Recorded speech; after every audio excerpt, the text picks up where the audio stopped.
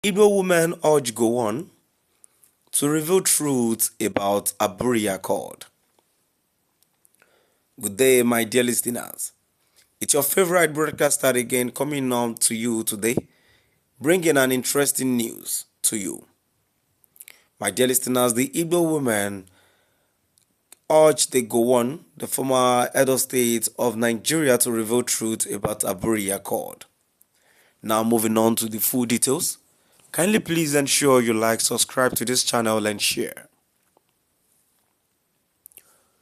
Igbo women, under the aegis of Igbo Women Assembly Iwa, have urged a former head of state, General Yakubu Gowon, retired, to break his silence and say the truth about the Aburi Accord.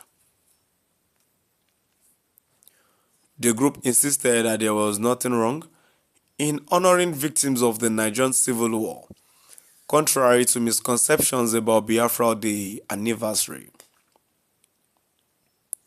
The Igbo woman, who spoke on the use of the recent sit-at-home declared by Biafra agitators on May 30th, in honor of those who lost their lives while defending the defunct republic, said remembering fallen heroes and heroines is a global practice that should not be criminalized.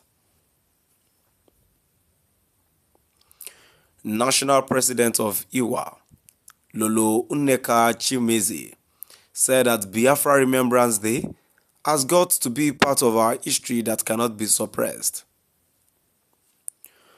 While appealing to the former head of state to come out clean on the Aburi Accord, Chimeze urged Gowon not to die with the truth about Aburi Accord and the real cause of the Biafra War.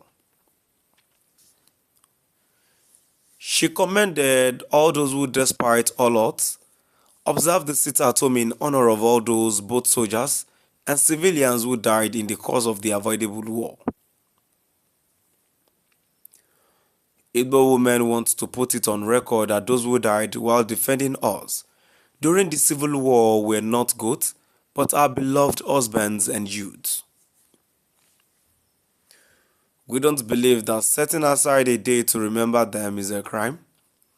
She advised the federal government to find a way to recognize the Biafra Day as indelible part of Nigerians' history, instead of futile attempt to suppress the day or clamp down on those observing it.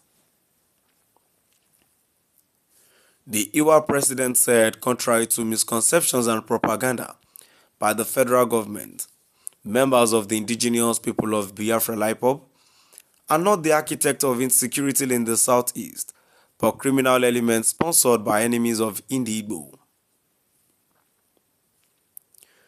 Iwa disagreed with the National Security Advisor, NSA, Nuhu Ribadu, that IPOB is behind insecurity in the southeast, arguing that criminal elements sponsored by Igbo enemies are masterminds of the unrest in the zone.